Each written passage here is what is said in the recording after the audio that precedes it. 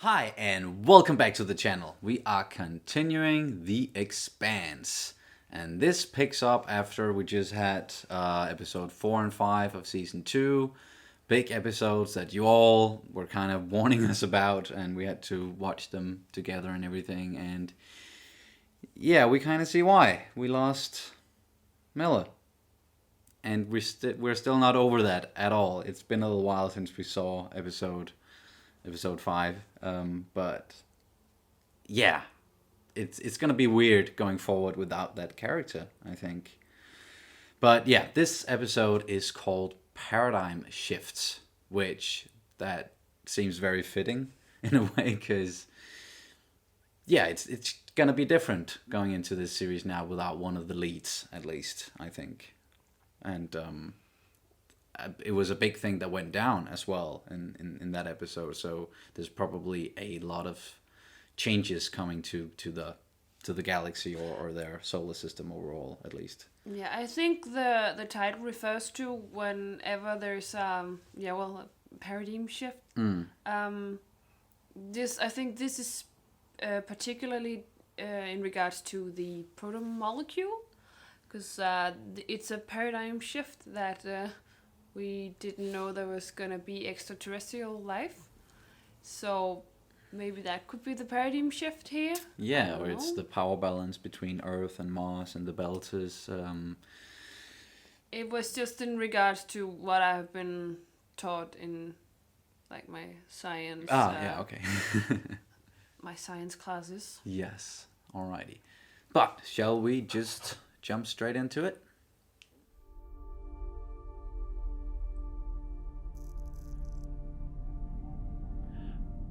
Whoa, we just went way back in time.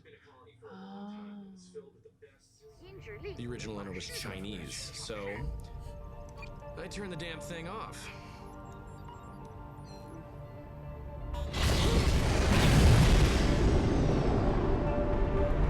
My name's Solomon Epstein, and I changed everything. Whatever it was, it's clearly the greatest technological leap since the Epstein drive. Ah. How come you don't say love you, Mum, and Mum and Dad, and Mum and Dad, and Dad? It's understood. I'm amazed Earth and Mars didn't blow each other up out of sheer panic. No, there's still time for that. I just wanted to let you know that Naomi and I are together. Sleeping together.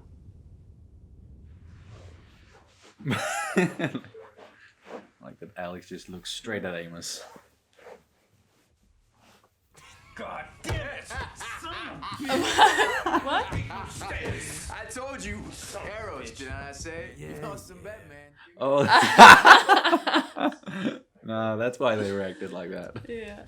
What the hell was that? That's because I like you, bro. He gave him a wet willy.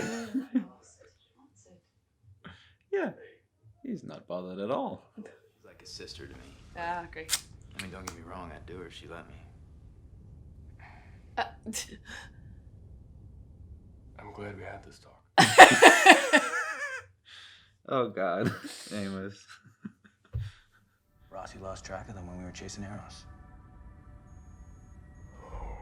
For Johnson? Yeah, Nuclear ordnance, state-of-the-art guidance systems, and somehow he got control. 30 of them didn't get that self-destruct message.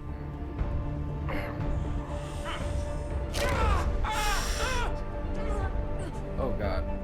I believe the Eris incident was our first contact with alien life. Well, you're right. If an advanced alien species comes calling, it's 3 pages long, and it begins with step 1, find God. I'll be your own private back channel to everything we find, unfiltered by Janice and Aaron Wright. Please, let me prove I'm right. Yeah, sure. Send that guy.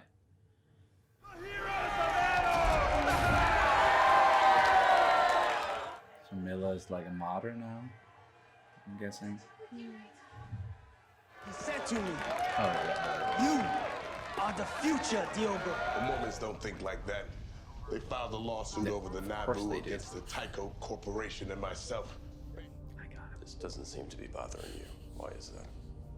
Because I've got the missiles. We could use some help removing the countermeasures. What are you planning on doing with them? Earth and Mars are still in the dark about the protomolecule. We need to tell them everything we know about it. We need to tell everyone. And exactly what should we tell them? Until we get more information, we need to keep this under wraps. Yeah, I'm kind of with Fred on this one. Mila, do this for you. I tell you girls, when you were out there in the black. Settle down, you hear? Okay, where's Amos? There you go. Right there. Amos? Jesus. Okay, Amos. He's a belter.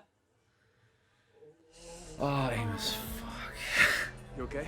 You live here or something? Yeah, I got a flop next door. Next door's a brothel. Yeah. He's not feeling it. It's alright. Yeah. The mood, yeah, you killed it. After you left Arrows with Miller, first time, you cut thrusts for nearly 5 hours. What for?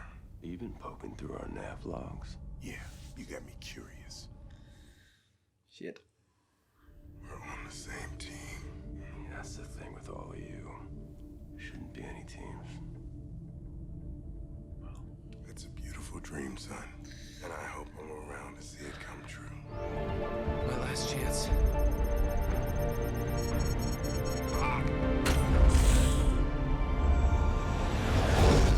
Must survive this, right? Because he's talking afterwards and he shared his invention. Oh.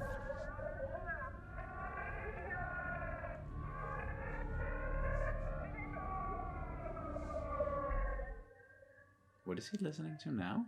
Because Arrows is, pretty gone. Is it? I think we should let people know about Miller and Julie Mao, a belter, and an Earther who was an OPA member that sacrificed themselves to save the cradle of humanity. You're going to turn them into a story. It's not a bad story. A love story. We are this close to getting rid of it once and for all. We should kill it, drive it into the goddamn sun. How much you want to bet it's not there anymore? It's the only way. Or wait. Ah, okay. So they can still control it. So they don't even have to go there and get it. That's good. It's done. Yeah. Unless it hits something else on its way there or gets intercepted. Or she straight up lies. Naomi, why? All right. Why is she trusting Fred Johnson this much now? Like she was the one who did not want to go to him in the first place. And now Sooner or later, it happens to us. I'd never give Katie a child, but she had the plans for my drive. They'd make her rich for the rest of her life. That's the wonderful and terrible thing about technology. It changes everything. paradigm shift.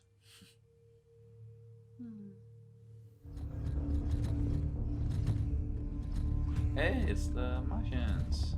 I haven't seen those guys in a while. You know, I really hope Eros was our tech. Be nice to have something in our back pocket to turn Earth to slag if need be. Well, fortunately for our species, no human being is dumb enough to put you in charge, Hildy. I really like that guy. About the friends we choose to keep, like Jules Pierre Mao. He's a good man, Christian. Maybe he was once. I'll be able to reach him. Maybe they can help him turn himself in. And please let them know that if they can't, I will rain hellfire down on them all. Because I am the fucking hero who helped save Mother Earth from the cataclysm that Jules Pierre Mao unleashed. Hunted and on the run for the rest of their days until we find them and nail each and every last one to the wall. Damn. Wow, she mad. Yep. She ain't playing around no more. I like that. You're defacing it, Picasso. I'm making it accurate. Deimos ain't a moon anymore. It's just a bunch of rock. That is not funny. 17 Martians died in that attack. Do you want to do something about it? Go ahead. Take a shot. There's only 3 kinds of people in this world. Bad ones, ones you follow, and ones you need to protect. But so I'm the one you need to protect, is that right? Yeah, there's nothing to be ashamed of. I fight my own battles. I wasn't expecting your help. Belters have to help each other. No one else will. Of course, yeah. That makes sense why she didn't want to destroy the molecule. Because she already picked a side, and she wants the Belters to have an edge. Of course. And Holden is one of the only ones who hasn't picked a side. 6 Marines. About 2.3 clicks out on foot, closing They were fast. shooting They at appear to be charging us. God damn it, I need a surface visual now! Wait, what's happening? What the hell is going on? Did Earth attack? No. No, they're not firing at them.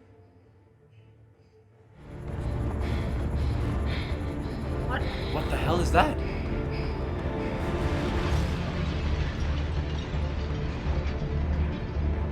I can't believe we're doing this.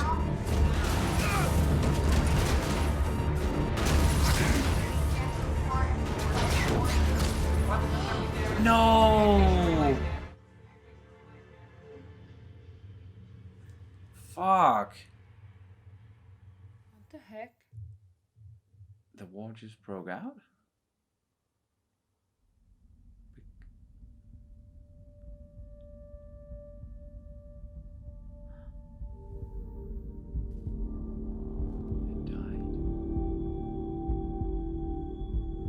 Everyone except her?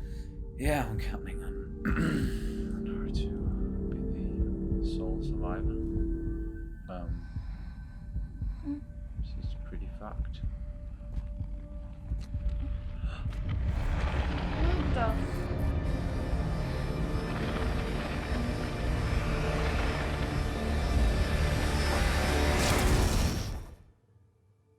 What the hell?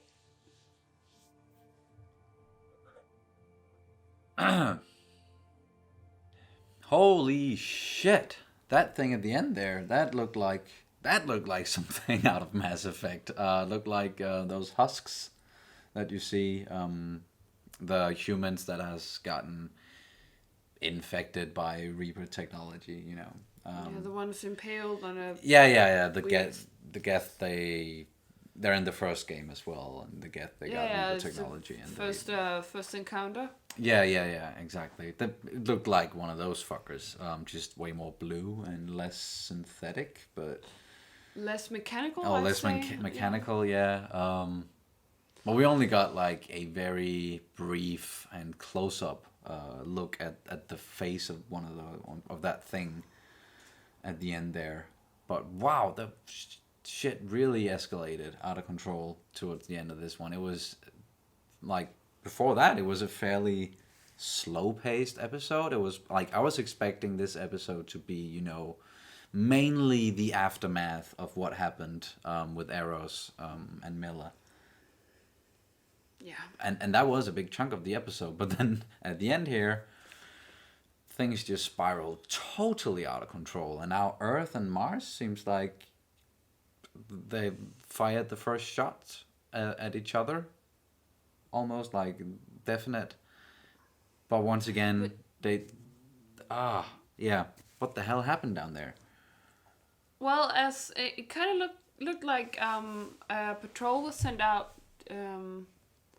maybe they had some sort of signal of some sort of distress or something that this creature made did something, and then the UN kind of sent out a patrol of theirs, and then Mars sent out a patrol of theirs. That was the Bobby and her team, and the UN patrol clearly found this thing first. I don't think they were looking for it. Because we heard about he sent them there to that moon, Ganymede or something. He sent them there a couple of episodes back on a routine mission, just protecting crops and stuff like that. And so I don't think they were there looking for it. No, I don't think they were there looking for that, but like maybe the UN were. Well, we saw the team Yeah. went out, and they were heavily armed, and they talked about, wow, they're heavily armed, and please just keep an eye on them, because they are not supposed to probably have some sort of agreements, and where can you go, and how should you dress for this? How should you... It looked like, on the map they were looking at, that like there was like a clear line going all the way through. Like, this is the UN territory and this is the Mars territory. So you could kind of, without knowing knowing precisely, but you kind of imagine this moon at least being co-owned by, like, they both have each like a stake in that, and they have a territory each, or like 50% each of the moon or something. And how I perceived it, at least, the Martians were patrolling like they usually do, just to be on the safe side, and things are kind of on the edge at the moment, so we need more patrols. That's why you're there. The UN, they're also patrolling like they usually do. They're a bit more heavily armed, but that is because tensions are high right now. And then they start firing and attacking and running towards the Martians, and then we realize at the end there, okay, they're not running towards them in like they are, but they're actually fleeing something. So I think this was, I think whatever happened down there came out of nowhere, and nobody was expecting it, and then that's why everybody was kind of panicking and being like, oh my god, they're shooting down there, things are going wrong, and it must be Earth attacking, and Earth or UN are like, it must be Mars, and then they attack each other, and because it was pure mayhem and confusion all the way through. So I'm just really interested to see what actually happened down there on that moon, and how that creature got there, who put it there, or if it was there all along, or clearly there's some more proto-molecule stuff going on out there. Yes. At least, yeah. We kind of predicted a couple of episodes back that Sutton would probably be the death of Sutton, or maybe her squad or whatever, would actually be the thing that kind of sets Bobby's character into development, some sort of development, some sort of growing up, because character arc into motion, sort of, yeah. Yeah, because I kind of compared it to a teenager, and how I think that many teenagers need to grow up. So maybe this is her growing up arc. Yeah. It's what sets in motion, sort of, yeah. Yeah. But it was a shame we lost that guy. What was his name again? Sutton, yeah. And it was a sudden death. I'm sorry, that was a bad joke. But yeah, that was really a shame, all that that happened there, and I'm sure we're going to see way more of like the aftermath of that whole scenario in the next episode, or the next couple of episodes or something, because it was confusing what happened there, except what we do know is everything went to shit. But before all of that happened, as we talked about, we had some aftermath sort of from the previous episodes with Eros and Miller, and the Rocinante crew, and everybody kind of celebrating at first the victory, at least the successful mission, you could call it that. thanks to Miller, because he did a lot of the heavy lifting, literally. And we see that the Belters, they are appreciative of the Rocinante crew, and then Miller in particular. He's kind of been made into a martyr of some sort. A saint. A saint, yeah, that's a better description. And Diogo going like, the last words he said to me was, you go on and you're the... Yeah, you should live on and fight for the Belters. It's your fight and everything. So very heroic, all of that. But then behind the scenes, there's some back and forth about what to do now, at least, with like all of the information that they have about the proto-molecule, its existence, how much should they share. Holden at first, he wanted to, he was like, we should tell everybody what just went down, and Fred was opposed to that, which I see. Like I agree with that. Don't you as well? Like it would be dangerous right now, because what he said about just we would get a system-wide panic. That's probably right on the money there. It's like I remember I spoke with some people this long time ago when we were thinking about like what would happen if we knew that there was alien life out there and we were an alien invasion was pending. What if we were one of the few people who knew, like say if we were some government or something, and we knew, okay, we're gonna be invaded and we're probably all gonna die from this from these alien invaders of some sort. Would you tell people, hey, this is gonna happen because you believe it's the truth? It's the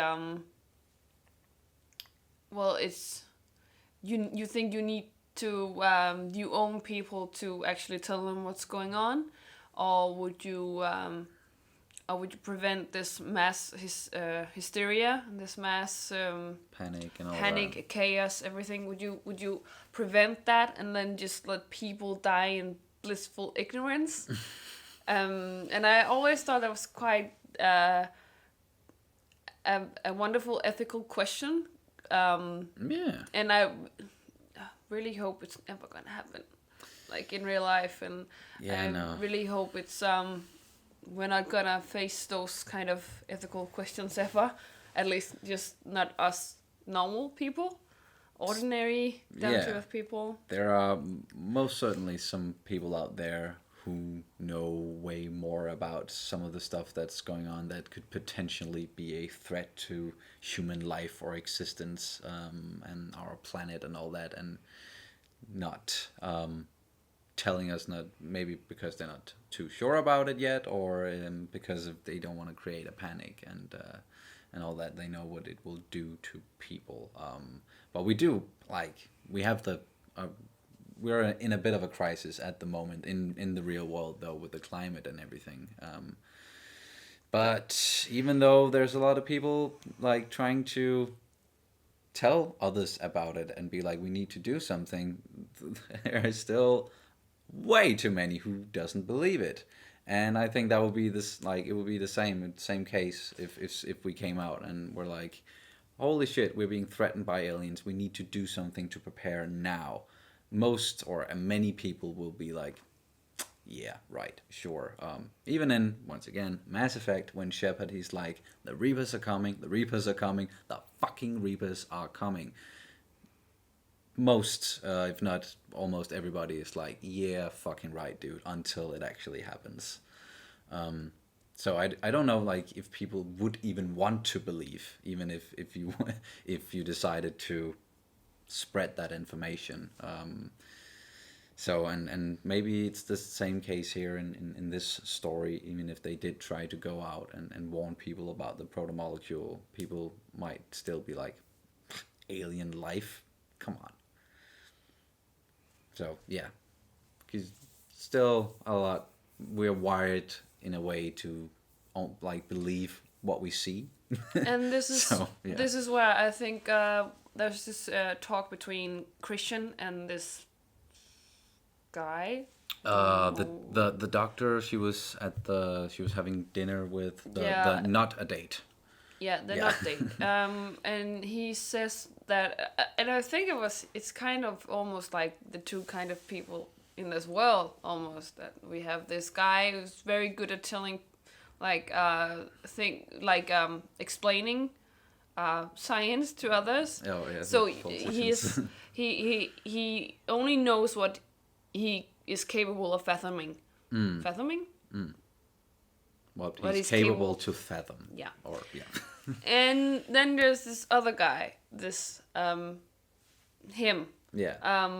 Where he says, well, he lacks imagination, but I have imagination. I can explain. I can understand that this might be something extraterrestrial. And I just think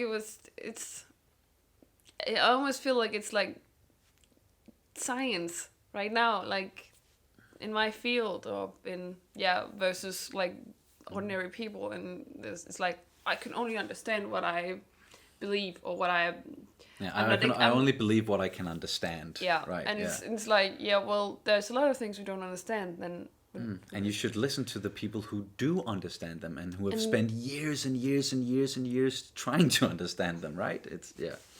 So it's I just think it was kind of funny though. It's like these two kind of people. Either you lack imagination to explain something that you don't understand, maybe you just don't understand but would like to know and would like to. You have an open mind towards it. Yes, an open mind is very important, just in general.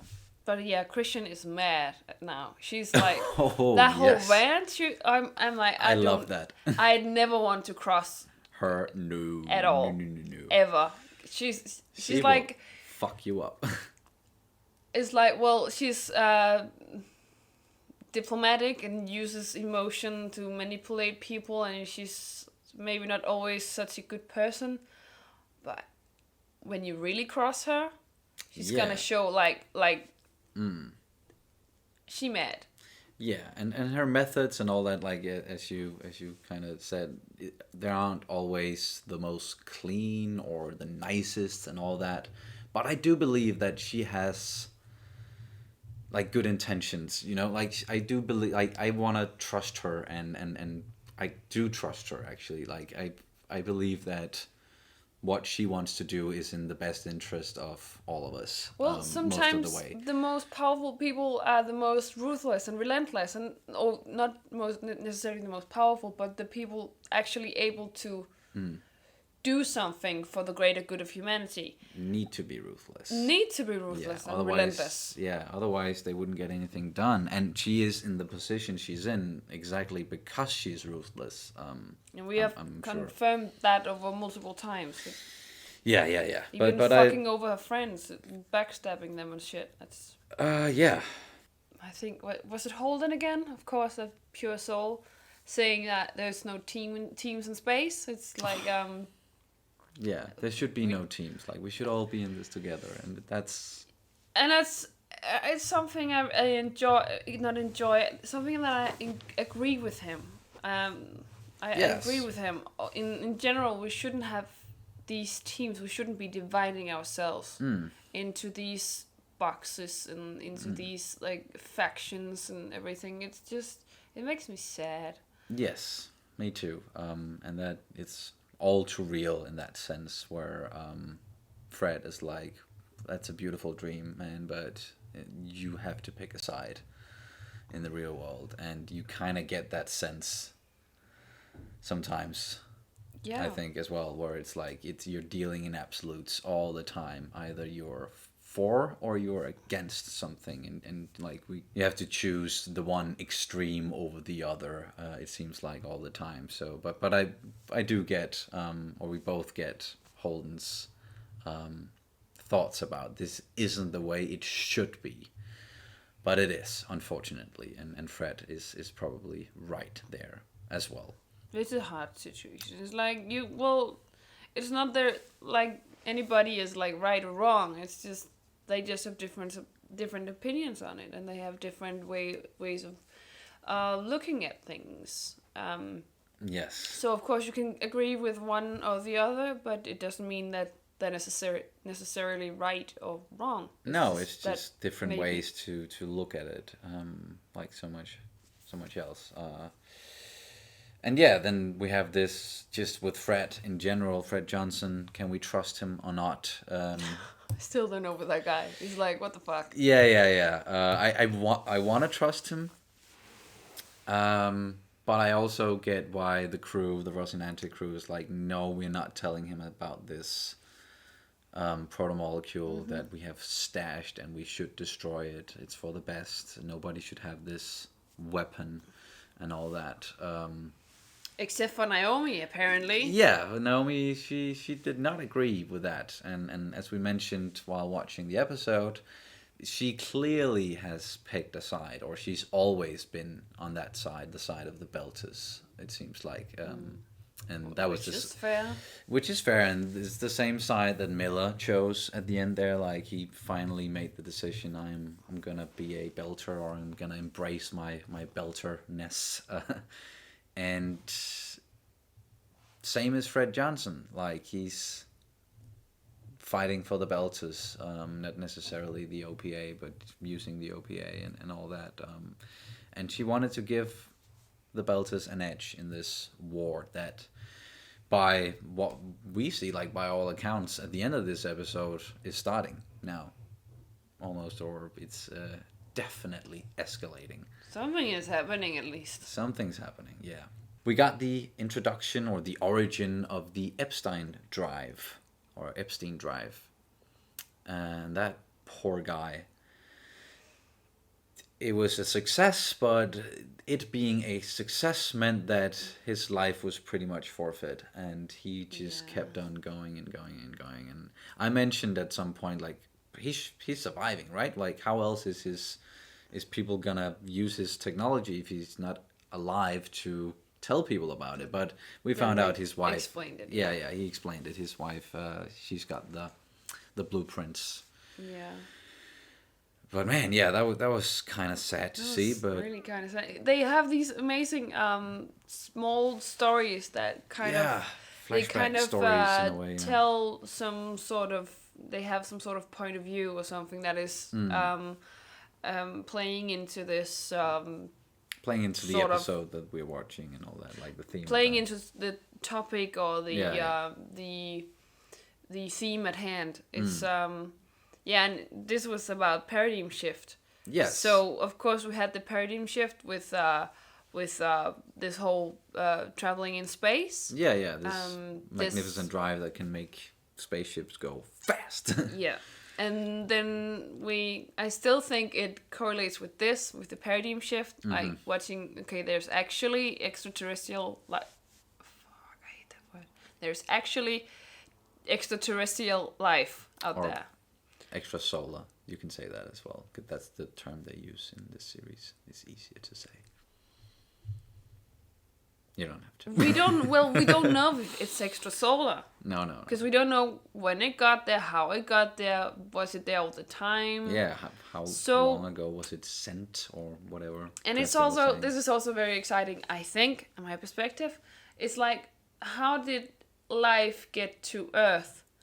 And I think this, I cannot remember what the theory is called, but it's quite a normal theory in... It's fairly widespread. It's the one with the meteor bringing it to Earth, right? Yeah, but I cannot remember what it's called. It's like... Yeah, but we heard about that multiple times. They even use it in popular Prometheus, culture. Yeah, Prometheus, for example. is, Not exactly like there's an alien dissolving into like the water and then suddenly everything went for forms. a swim and then whoop, we got life. No, it's not like that. It's like if like a microbe of some sort was brought to here to from another place of the universe. Yeah. Through or on a meteor, hitting on Earth and then just developing from there and evolution and stuff. Cannot remember what it's called. This whole is, they always have these fancy names. But it's so was this weird thing, this weird creature, was it here all along? Was it brought from someone, or did it develop simultaneously with us. Yeah, it's interesting, definitely, and that's a paradigm shift. yes, there we go, and that's the episode. So yeah, do you have anything else before we wrap it up? Nope. No, maybe just Yes. a slightly thing about Amos. I just love Amos, even though he's being a little bit of a dick in this one, but or not like it's just he wants to help, and he's and he has three kinds of people. It's like the bad guys that want to hurt, and then there is the good people that you want to follow. You want to follow, and those who need protection. Yes. And I don't know. It's just I like Amos' very simplified views on life, and I just like him because he's very much playing into his instincts. Like, okay, he sees somebody need help, his help, he's gonna help them. And it seemed like Alex needed his help, even though he might not think so. But I don't know. It's just I like Amos. He's like the big brother we all wish we had, kind of. And he's simplifying things, of course, because that's the way he likes it. Like it's easier for him to and it's nice when things are simple. So yeah, totally understand that as well. And yeah, he's a great character, and I love to see him evolve each episode and all that, and be the way he is. It's great. So I think that's gonna do it for this reaction to The Expanse. As always, thank you guys so much for watching. You can go into our Patreon, on our Patreon page, look at the different tiers. Please do that. Any support is very, very, very much appreciated. The more support we get, the more we can do this and make more content. So yeah, thank you guys so much, and we will see you very soon. Bye. Bye.